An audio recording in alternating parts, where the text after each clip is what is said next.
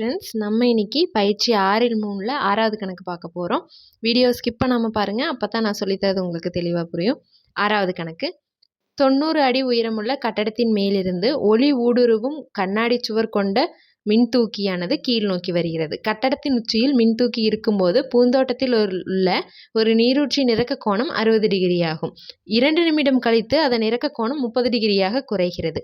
மின்தூக்கியின் நுழைவு வாயிலிருந்து நீரூற்று 30√3 அடி தொலைவில் உள்ளது எனில் மின்தூக்கி கீழே வரும் வேகத்தை காண்க அப்படின்னு கேட்டிருக்காங்க. இப்போ ஃபஸ்ட்டு இதுக்கான டயக்ராம் போடணும்.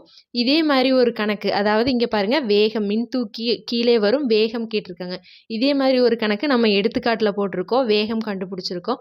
அந்த கணக்கு நீங்கள் இன்னும் பார்க்கல அப்படின்னா நான் அதோட லிங்க் டிஸ்கிரிப்ஷனில் கொடுக்குறேன், போய் பார்த்துட்டு வாங்க. அதையும் பாருங்கள், அப்போ தான் இந்த 2 கணக்குக்கும் என்ன டிஃப்ரென்ஸுங்கிறது உங்களுக்கு தெளிவாக புரியும். ஓகேவா? இப்போ வீடியோ பார்க்கலாம் வாங்க. தீர்வு டயக்ராம் போடலாமா?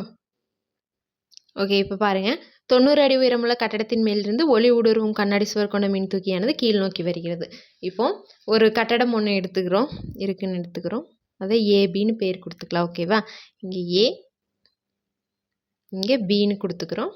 அதில் உயரமுள்ள கட்டடத்தின் மேலிருந்து ஒளி ஊடுருவும் கண்ணாடி சுவர் கொண்ட மின்தூக்கியானது கீழ் நோக்கி வருகிறது. அடுத்து, கட்டடத்தின் உச்சியில் மின்தூக்கி இருக்கும்போது பூந்தோட்டத்தில் உள்ள ஒரு நீரூற்றின் இறக்க கோணம் 60 டிகிரின்னு கொடுத்துருக்காங்க. இந்த பூந்தோட்டம் எங்கே எடுத்துக்கிறோம் அப்படின்னா, தரையில் ஒரு பூந்தோட்டம் இருக்குதுன்னு எடுத்துக்கலாம். அதோட பேர் வந்து டி அப்படின்னு நான் கொடுத்துக்கிறேன். அதோட இறக்க கோணம் வந்து கட்டடத்தோட உச்சியில் அந்த மின்தூக்கி இருக்கும்போது அதோட இறக்க கோணம் வந்து 60 டிகிரியாமா. ஓகேவா? அப்போது நம்ம இறக்க கோண கணக்குனாலே ஒரு லைன் ஒன்று, இணைக்கோடு ஒன்று போடுவோம். அங்கிருந்து இதுக்கு எவ்வளோ டிகிரியாமா? 60 டிகிரி. ஓகேவா? உச்சியில் இருக்கும்போது 60 டிகிரி அப்படின்னு கொடுத்துருக்காங்க. இப்போ இதோட சுவரோட அடி வந்து, கட்டடத்தோட அடி வந்து 90 அடின்னு கொடுத்துருக்காங்க. ஓகேவா? இவ்வளோதான். அடுத்து இந்த லைனுக்கு பேர் நான் எக்ஸ்ன்னு கொடுத்துருக்கேன். பூந்தோட்டத்தில் இருக்கும்போது 2 நிமிடம் கழித்து அதன் இறக்க கோணம் 30 டிகிரியாக குறைகிறது. அதாவது இங்கிருந்து அந்த கண்ணாடி சுவர் கொண்ட மின்னோக்கி வந்து கீழே வந்துட்டுருக்கு. 2 நிமிஷம் கழித்து அதோட இறக்க கோணம் 30 டிகிரியாக மாறுதாமா. இந்த நீரூற்றுக்கு இறக்க கோணம் வந்து 30 டிகிரியாக மாறுது. அப்போ 2 நிமிஷம் கழித்து அது இருக்கிற தொலைவு இந்த இடத்துல நான் எடுத்துக்கிட்டோம் அப்படின்னா, இதுக்கு பேர் வந்து நான் சி அப்படின்னு கொடுத்துக்கிறேன். அப்போ இங்கே வந்து 30 டிகிரி. ஓகேவா? நான் எல்லா சம்க்குமே டயக்ராம் வந்து ரஃபாக தான் போட்டிருக்கேன். நீங்கள் ஸ்கேல் வச்சு நீட்டாக அழகாக போடுங்க. அடுத்து இங்கே வந்தப்போ இங்கேயும் ஒரு இணைக்கோடு ஒன்று போடணுமா? அதுக்கு பேர் நான் என்னென்னு கொடுக்குறேன் அப்படின்னா, இங்கே ஒய்ன்னு கொடுத்துக்கிறேன். ஓகேவா? இப்போ ஒய்ன்னு கொடுத்துட்டேன். இதுக்கு எவ்வளோ டிகிரின்னு கொடுத்துருக்காங்க? 2 நிமிஷம் கழித்து 30 டிகிரியாக குறையுது அப்படின்னு கொடுத்துருக்காங்க. இங்கே 30 டிகிரின்னா ஃபஸ்ட்டு இங்கே 60 டிகிரின்னு எடுத்தோம், அதனால் இங்கேயும் 60 டிகிரி தான் வரும். அடுத்து இங்கே 30 டிகிரினா இங்கே பாருங்கள், இசட் வடிவம் பார்க்கும்போது இதுக்கு மட்டும்தானே வருது. அப்போ இங்கே 30 டிகிரி. ஓகேவா? புரிஞ்சுதா? ஃபஸ்ட்டுக்கு 60 டிகிரி, இங்கேயும் 60 டிகிரி. அடுத்து இங்கே 2 நிமிஷம் கழித்து வந்ததுக்கப்புறம் இங்கே 30 டிகிரிங்கிறனால இங்கேயும் 30 டிகிரி தான். இங்கே ஒரு செங்கோணம் முக்கோணம் ஃபார்ம் ஆகுதா? அடுத்து என்ன கொடுத்துருக்காங்க? மின்தூக்கியின் நுழைவு வாயிலிருந்து நீரூற்று 30√3 அடி தொலைவில் உள்ளது. அதாவது நுழைவு வாயிலிருந்து இங்கிருந்து எவ்வளோ தொலைவு? 30√3 அடி தொலைவில் இருக்குது. ஓகேவா? இவ்வளோதான் கொடுத்துருக்காங்க. என்ன கேட்டிருக்காங்க? மின்தூக்கி கீழே வரும் வேகத்தை காண்கன்னு தான் கேட்டிருக்காங்க. இப்போ பாருங்கள் எப்படி போட போகிறோம் அப்படின்னா, இங்கே நம்ம என்ன கண்டுபிடிக்கணும் அப்படின்னா, இந்த ஏசிங்கிற இந்த தொலைவு தான் கண்டுபிடிக்கணும். ஏன்னா அது இங்கிருந்து தானே இங்கே கீழே வருது. அப்போ இந்த தொலைவு கண்டுபிடிச்சி அவங்க கொடுத்துருக்காங்க எவ்வளோ நிமிடம்? 2 நிமிடத்தில் கீழே வருதுன்னு கொடுத்துருக்காங்க. அப்போ அந்த ஃபார்முலா போட்டோம் அப்படின்னா ஆன்சர் வந்துடும். இப்போ பாருங்கள், டயக்ராம் போட்டாச்சு. அடுத்து என்ன பண்ணுவோம்? எடுத்து எழுதுவோமா? எடுத்து எழுதும்போது நான் எல்லா கணக்குமே ஒரே மாதிரி தான் எழுதியிருக்கேன். எப்படி எழுதுவோம்? ஃபஸ்ட்டு உயரம் எழுதுவோம், அதுக்கப்புறம் 2க்கும் இடைப்பட்ட தொலைவு எழுதுவோம், அதுக்கப்புறம் என்ன சொல்லுவோம்? இந்த ஒன்று விட்ட கோணங்கள் சமமாக இருக்கும் அந்த லைன் சொல்லிட்டு, கடைசியாக அந்த நம்ம போட்ட டயக்ராமில் செவ்வகம் ஒன்று ஃபார்ம் ஆச்சு அப்படின்னா ஆப்போசிட் சைட்ஸ் 2ம் ஈக்குவலாக இருக்கும் அப்படின்னு சொல்லுவோம். அவ்வளோதான். இப்போது ஏன் இப்படி கொடுக்குறேன் அப்படின்னா, எல்லா கணக்குக்குமே ஒரே மாதிரி எடுத்துக்கும் போது நீங்கள் எதுவுமே மிஸ்டேக் பண்ண மாட்டீங்க, எழுதாமல் இருக்க மாட்டீங்க. அதனால் அப்படி கொடுத்துருக்கேன். இப்போ தீர்வு பாருங்கள். ஃபஸ்ட்டு உயரம் என்ன எடுத்துக்கிட்டோம்? கட்டடத்தின் உயரம் ஏபி. கட்டடத்தின் உயரம் ஏபி என்க. ஏபி எவ்வளோ கொடுத்துருக்காங்க? ஏபி ஈக்குவல் டு 90 அடியில் தான் கொடுத்துருக்காங்க. ஓகேவா? இங்கே மீட்டர் கிடையாது, அடியில் தான் கொடுத்துருக்காங்க. அடுத்து இதை எடுத்துக்கிட்டோம். அடுத்து ரெண்டாவது என்னது, இங்கே வந்து டிங்கிற புள்ளியில் என்ன இருக்குது, நீரூற்று இருக்கா. நீரூற்று இருக்கும் புள்ளி டி என்கன்னு எடுத்துக்கலாம்.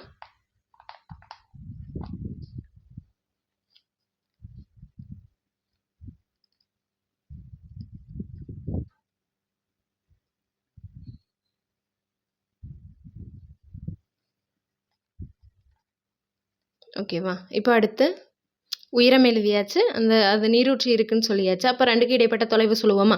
இங்கே இருக்கிற மின் தூக்கியின் நுழைவு வாயிற்கும் நீரூற்றுக்கும் இடைப்பட்ட தொலைவு. மின் தூக்கியின்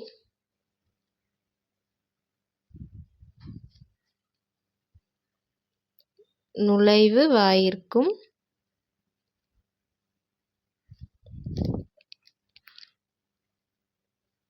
நீரூற்றுக்கும்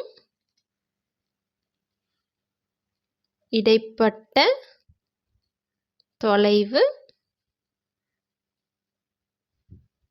என்னது, பிடி. பிடி என்க. பிடி ஈக்குவல் டு 30√3 அடின்னு கொடுத்துருக்காங்க. ஓகேவா. இப்போ அடுத்து இது சொன்னதுக்கப்புறம் என்ன சொல்லுவோம், ஒன்றுவிட்ட கோணம் சொல்லுவோமா. அப்போது இங்கே பாருங்கள், ஒன்றுவிட்ட கோணம் XADயும் ADBயும் 30 டிகிரி தான். கோணம் XAD ஈக்குவல் டு 30 டிகிரி, சரி 60 டிகிரி ஈக்குவல் டு ADB. கோணம் ADBயும் 60 டிகிரி தான். அதே மாதிரி கோணம் இங்கே பாருங்கள், YCD ஈக்குவல் டு 30 டிகிரி தான். அதே கோணம் தான் CDBக்கும். கோணம் CDB. ஓகேவா. இது எழுதியாச்சு. அடுத்து செவ்வகம் இருந்துச்சுன்னா அதோட லைன் எழுதுவோம். இங்கே நம்மளுக்கு இல்லை, அதனால் அது எழுதலை. ஓகேவா. இப்போ அடுத்து என்ன பண்ணுவோம், செங்கோண முக்கோணம் பார்ப்போமா. எந்த செங்கோண முக்கோணம் பார்க்கலான்னு பாருங்கள். இப்போ இங்கே வந்து இந்த செங்கோண முக்கோணம் ஒன்று இருக்குது, இந்த செங்கோண முக்கோணம் ஒன்று இருக்குது. இப்போ இதில் பார்த்தீங்கன்னா பெரிய செங்கோண முக்கோணத்துக்கு எதிர்பக்கமும் அவங்களே கொடுத்துட்டாங்க, அடுத்துள்ள பக்கமும் கொடுத்துட்டாங்க. இதில் கண்டுபிடிக்க வேண்டியது எதுவும் இல்லை. அப்போ சின்ன செங்கோண முக்கோணம் மட்டும் எடுத்துக்கிறோம். என்ன எழுதலாம், செங்கோண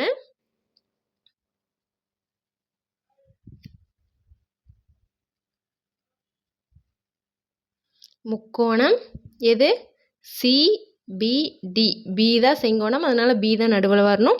CBDயில் கோணம் 30 டிகிரியானது, 30 டிகிரிக்கு தான். அப்போது CDB, கோணம் CDB ஈக்குவல் டு 30 டிகிரி. ஓகேவா. இப்போ இங்கே என்ன தீட்டா எடுக்கணும், எதிர்பக்கம் அடுத்துள்ள பக்கம். அப்போ tan தீட்டா தான். tan தீட்டா ஈக்குவல் டு எதிர்பக்கம் பை அடுத்துள்ள பக்கம். இங்கே tan தீட்டாக்கு பதிலாக 30 டிகிரி ஈக்குவல் டு எதிர்பக்கம்ங்கிறது BC, அடுத்துள்ள பக்கம்ங்கிறது BD. ஓகேவா. tan 30 டிகிரியோட வேல்யூ 1/√3 ஈக்குவல் டு BCயோட வேல்யூ நம்மளுக்கு தெரியாது, அப்படியே வச்சுக்கிறோம். BDயோட வேல்யூ 30√3 அடி. ஓகேவா. இப்போ இங்கே நம்மளுக்கு BC மட்டும்தான் வேணும். இப்போ BC மட்டும் இங்கே வச்சிட்டோம் அப்படின்னா இது இங்கே கீழே இருக்கிறது இங்கே போகும்போது மேலே போகுமா. அப்போ 1 × 30√3 30√3/√3 இப்படி வருமா. இப்போ √3க்கு √3 கேன்சல் ஆச்சிருச்சுன்னா BC ஈக்குவல் டு 30 அடியில் தான் கொடுத்துருக்காங்க, அதனால் அடி. இப்போ BC வந்து 30 அடின்னு கண்டுபிடிச்சிட்டோம். அப்போது இங்கே பாருங்கள், நம்ம என்ன கண்டுபிடிக்கணும்னு சொன்னால் ஏசியோட டிஸ்டன்ஸ் தான், அதாவது மின்தூக்கி இங்கேருந்து தான் இங்கே வருது. அப்போ இதோட டிஸ்டன்ஸ் தான் கண்டுபிடிக்கணும். நம்ம இப்போ கண்டுபிடிச்சிருக்கிறது இதோட டிஸ்டன்ஸ், பிசியோட டிஸ்டன்ஸ் கண்டுபிடிச்சிருக்கோம். அப்போ இது வேணும் அப்படின்னா மொத்தத்துலேருந்து இதை கழிச்சிட்டோம் அப்படின்னா இந்த டிஸ்டன்ஸ் கிடச்சிருமா. அப்போது பாருங்கள், நம்மளுக்கு என்ன வேணும்,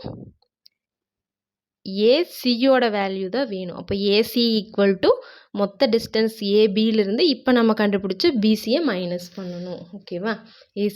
ஏசி வேணும் அப்படின்னா ஏபி மைனஸ் பிசி. அப்போ ஏபியோடது மொத்தம் 90 அடி, அதுலேருந்து இப்போ நம்ம கண்டுபிடிச்ச பிசி 30 அடி. ஓகேவா. கழிச்சோம் அப்படின்னா 60. ஏசி ஈக்குவல் டு 60 அடின்னு கிடச்சிருச்சா. இப்போ அவங்க என்ன கொடுத்துருக்காங்க, 2 நிமிஷத்தில் கீழே வரும்போது இதோட தொலைவு எவ்வளோ, இதோட தொலைவு 60 அடின்னு இப்போ நம்ம கண்டுபிடிச்சிட்டோம். ஓகேவா. அதை எழுதுகிற பாருங்க.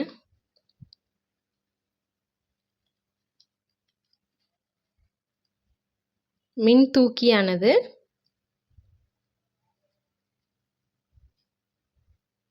2 நிமிடத்தில்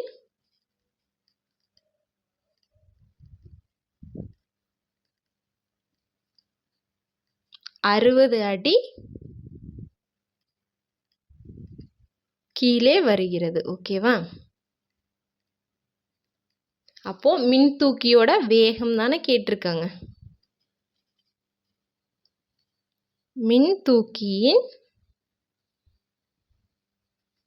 வேகம் ஈக்குவல் டு, இதுக்கு முன்னாடி நான் சொன்ன அந்த கணக்குலேயே நம்ம போட்டிருப்போம்.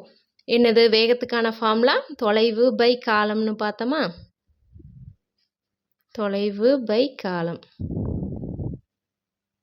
அதாவது வேகம்ங்கிறது நம்ம ஒரு டைமில் எத்தனை, அதாவது இந்த டைமில் எவ்வளோ தூரம் போயிருக்கோம் அப்படிங்கிறது. அதனால் தொலைவு பை காலம். இப்போ தொலைவு எவ்வளோ? தொலைவுங்கிறது 60 அடி, காலம்ங்கிறது 2 நிமிஷம். ஓகேவா? இப்போ இதை கேன்சல் பண்ணோம் அப்படின்னா, இதை இப்போ கேன்சல் பண்ணோம் அப்படின்னா 1 2 30ன்னு வருமா? அதாவது 30 எதில் எடுத்துக்கிட்டோம்? அடி. அடி பை நிமிடம் தான். நான் காலம் எடுத்துக்கிட்டது நிமிடம். ஓகேவா? அடி பர் நிமிடம். 30 அடி பர் நிமிடம்ங்கிறது நம்மளுக்கு இதுக்கு முன்னாடி அந்த கணக்கில் என்ன கேட்டிருந்தாங்கன்னா, அவங்களே கேட்டிருந்தாங்க கிலோமீட்டர் பை மணியில் கண்டுபிடிங்க அப்படின்னு. அதனால் அப்படி கண்டுபிடிச்சோம். இங்கே அடி பர் நிமிடம். ஆனால் புக் பேக் ஆன்சரில் நம்மளுக்கு இங்கே என்ன இருக்குன்னா, இது நிமிடம் இல்லாமல் செகண்ட்ஸ், வினாடியில் இருக்குது. அப்படி வேணும் அப்படின்னா இதை எப்படி சேஞ்ச் பண்ணலாம் அப்படின்னா, இப்போ அது சைடில் போடுற பாருங்க. அதாவது 60 வினாடி சேர்ந்தது 1 நிமிடமா? 60 நிமிடம் சேர்ந்தது 1 மணி. ஓகேவா? இப்போது இங்கே வந்து நிமிடத்தில் இருக்குது. அது அப்போது இங்கே நிமிடத்தில் இருக்கிறத நம்ம என்னவா மாற்றணும்? வினாடியாக மாற்றணும். அங்கே வந்து வினாடியில் இருக்கிறத மணியாக மாற்றணும். இங்கிருந்து இங்கே போகணும், இந்த சைடில் போகணும். அதனால் வகுத்துருப்போம். இங்கே வந்து நிமிடத்தில் இருக்கிறத வினாடியாக மாற்றுறோம். இந்த சைடுலேருந்து இந்த சைடு வர்றதுனால பெருக்கணும். அப்போ என்ன பண்ணுவோம் அப்படின்னா, இந்த ஆன்சர் வரதுக்கு முன்னாடி இந்த ஸ்டெப்லேயே பார்த்துக்கோங்க. வேகம் இது வந்து புக் பேக்கில் கேட்டிருக்காங்க. அவங்க வந்து வினாடியில் கொடுத்துருக்காங்க. அதனால் அப்படி போடுறேன். 60/2ன்னு இருந்ததா இதில். இப்போ இதை வந்து நிமிடத்தில் இருக்கிறத நான் வினாடியாக மாற்றணும் அப்படின்னா 60 வினாடி சேர்ந்தது 1 நிமிடம். அப்போது 60ஆல் நான் பெருக்கிறேன். ஓகேவா? அங்கே வந்து இந்த சைடுலேருந்து இந்த சைடு போனனால வகுத்தேன். இப்போ இங்கேருந்து இதை கொண்டு வரணுங்கிறனால பெருக்கியிருக்கேன். இப்போ பெருக்குனா அப்படின்னா 60 ×